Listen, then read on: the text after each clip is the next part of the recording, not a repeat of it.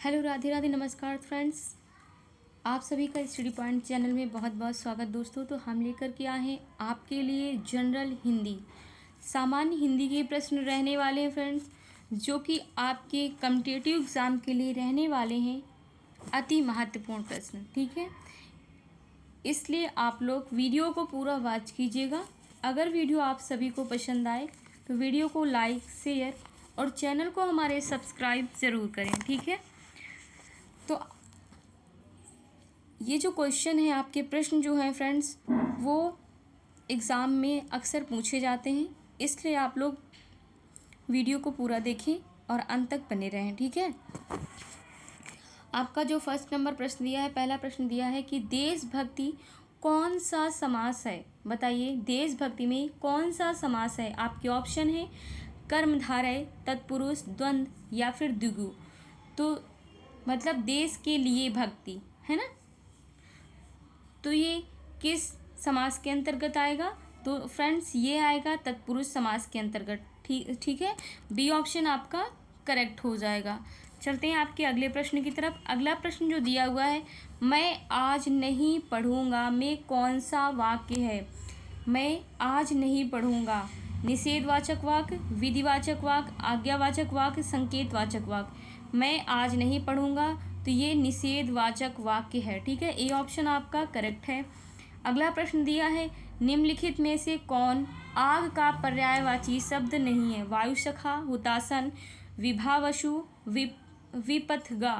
तो इसका जो करेक्ट ऑप्शन है वो डी ऑप्शन हो जाएगा, ये आग का पर्यायवाची नहीं है। ठीक है, अगला प्रश्न देखिए, दिया हुआ है सर्वनाम कितने प्रकार के होते हैं। 3, 4, 5 या फिर 6। तो इसका जो करेक्ट ऑप्शन है वो हो जाएगा डी ऑप्शन, 6 प्रकार के होते हैं। ठीक है, अगला प्रश्न देखिए, इंद्र शब्द का स्त्रीलिंग रूप क्या है। इंद्रा, इंद्राणी, इंद्रानी या इंद्राणी। तो करेक्ट ऑप्शन हो जाएगा,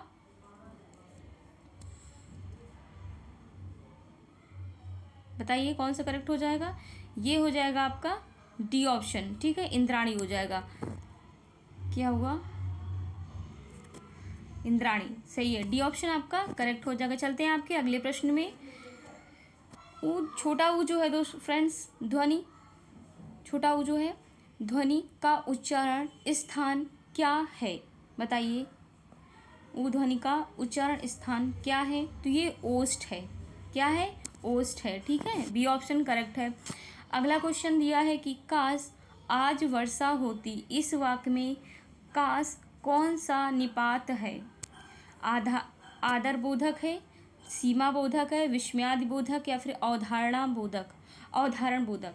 तो इसका जो करेक्ट ऑप्शन है वो हो जाएगा विस्मयादि बोधक। ठीक है, ये विस्मयादि बोधक का चिन्ह भी लगा हुआ देखिए काश के बाद में। ठीक है, तो सी ऑप्शन आपका सही हो जाएगा। अगला प्रश्न दिया हुआ है कि गाल बजाना का क्या अर्थ है। गाल बजाना का क्या अर्थ है। तो पिटाई करना, गाली देना, डींग हाँकना या फिर क्रोधित होना। तो करेक्ट ऑप्शन हो जाएगा सी ऑप्शन, डींग हाँकना। ठीक है, अगला प्रश्न देखिए, सही वर्तनी छाटिए। तो ज्योत्सना जो है वो कौन सा करेक्ट ऑप्शन है ज्योत्सना का। तो ज्योत्सना का जो करेक्ट ऑप्शन है वो आपका सी ऑप्शन करेक्ट है। ठीक है, चलते हैं अगले प्रश्न की तरफ। अगला प्रश्न दिया है कि कपीस में प्रयुक्त संधि का क्या नाम है।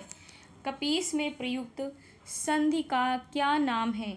तो इस कपीस में प्रयुक्त संधि का जो नाम है वो है दीर्घ संधि। ठीक है, डी ऑप्शन आपका सही है। अगला प्रश्न दिया है, सन्मति का सही संधि विच्छेद क्या है। बताइए, सन्मति का सही संधि विच्छेद क्या है। तो इसका सही संधि विच्छेद जो है बी ऑप्शन करेक्ट हो जाएगा, सत धन मति। ठीक है, बी ऑप्शन करेक्ट है। अगला प्रश्न दिया है फ्रेंड्स की, निम्नलिखित शब्दों में से किसमें विसर्ग संधि है। किसमें विसर्ग संधि है। नरेंद्र, सज्जन, सदैव या फिर अतएव। तो करेक्ट ऑप्शन हो जाएगा डी ऑप्शन। ठीक है, अगला प्रश्न देखिए। अगला प्रश्न दिया है कि अनुनासिक व्यंजन कौन से होते हैं। अनुनासिक व्यंजन कौन से होते हैं। वर्ग के पंचमा अक्षर जो होते हैं अनुनासिक व्यंजन होते हैं। ठीक है, सी ऑप्शन आपका करेक्ट है। अगला प्रश्न देखिए, हिंदी वर्णमाला में स्वरों की संख्या कितनी है। हिंदी वर्णमाला में स्वरों की संख्या कितनी है। स्वरों की संख्या की बात करें तो 11 है, सी ऑप्शन आपका करेक्ट है। अगला प्रश्न दिया है जो सब कुछ जानता है, जो सब कुछ जानता है उसके लिए एक शब्द क्या हो जाएगा, उसके लिए एक शब्द हो जाएगा सर्वज्ञ। क्या हो जाएगा? सर्वज्ञ हो जाएगा। ठीक है। अगला प्रश्न देखिए, ज्ञावर्ण किन वर्णों के संयोग से बना है? क्या बता पूछ रहा है, ज्ञावर्ण जो है किन वर्णों के संयोग से बना है? 17 का जो करेक्ट ऑप्शन है जा धन इया से बना है, बी ऑप्शन आपका सही है। ठीक है। अगला प्रश्न देखिए, पुरोहित में क्या उपसर्ग है? पुरोहित में क्या उपसर्ग है? पुरा धन सॉरी पुरा है, पुर है, पुरश है या फिर पुरहा है? तो करेक्ट ऑप्शन जो हो जाएगा डी ऑप्शन है आपका, डी ऑप्शन करेक्ट है। ठीक है। अगला प्रश्न देखिए, अगला प्रश्न में पूछ रहा है कि श कौन सा व्यंजन है? श सिटकारी वाला जो श है, कौन सा सलजम वाला, तो ये कौन सा व्यंजन है? ऊष्म, संयुक्त, अंतःस्थ, स्पर्श, तो कौन सा है बताइए? करेक्ट ऑप्शन कौन सा है? ये हो जाएगा ऊष्म व्यंजन है। ठीक है। ए ऑप्शन आपका सही हो जाएगा। अगला प्रश्न देखिए, अघोष वर्ण कौन सा है? अघोष वर्ण कौन सा है? अघोष वर्ण जो है वो सा वर्ण जो है अघोष वर्ण है, बी ऑप्शन आपका सही है। नेक्स्ट क्वेश्चन देखिए, ढपोर शंख का क्या अर्थ है? ढपोर शंख का क्या अर्थ है? ढपोर शंख का अर्थ की बात करें तो ये है बेवकूफ़। क्या है? बेवकूफ़ है, सी ऑप्शन आपका करेक्ट हो जाएगा। अगला प्रश्न दिया है, श्रृंगार रस का स्थायी भाव क्या है? श्रृंगार रस का स्थायी भाव क्या है? श्रृंगार का स्थायी भाव जो है रति है। क्या है? रति है। वाइस का ऑप्शन नंबर ए करेक्ट है। अगला देखिए, खल का क्या पर्यायवाची है? खल का क्या पर्यायवाची है? 23 का जो करेक्ट ऑप्शन है पाजी, दुष्ट, नीच ये सभी हैं। ठीक है। डी ऑप्शन आपका करेक्ट हो जाएगा। नेक्स्ट देखिए, मनोज किसका पर्यायवाची है? मनोज किसका पर्यायवाची है? 24 का जो करेक्ट ऑप्शन है भरमा, महेश, कामदेव, विष्णु, तो इसका जो है विष्णु होना चाहिए दोस्तों। विष्णु लिखा है, विष्णु लिखा है, पढ़ाओ की मात्रा चढ़ा लीजिए। ठीक है, विष्णु।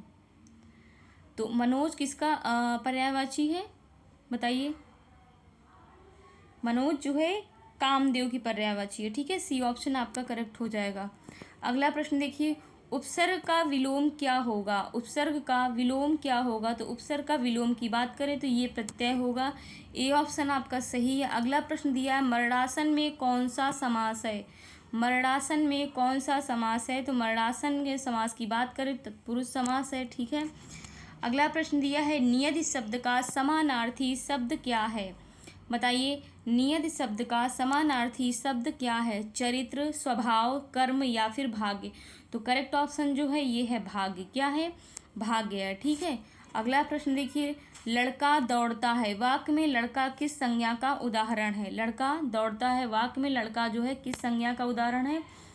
तो ऑप्शन नंबर आपका है सी ऑप्शन, जातिवाचक है। ठीक है, जातिवाचक है। अगला प्रश्न दिया है, स ये षटकारी वाला सा, षटकोण वाला और सपेरा वाला सा। ठीक है। और हाँ, कौन से व्यंजन है बताइए? कौन सा व्यंजन है?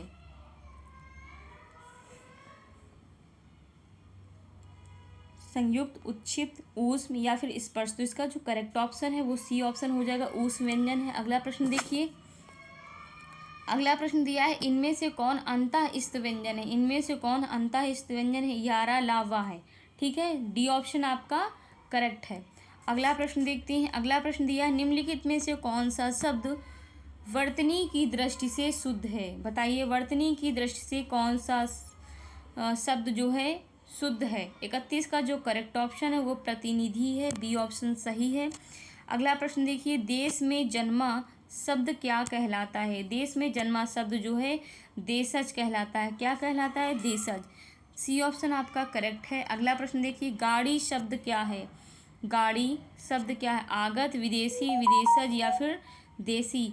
तो गाड़ी शब्द जो है वो देसी शब्द है। कैसा है? देसी शब्द है। ठीक है, सी ऑप्शन आपका करेक्ट हो जाएगा।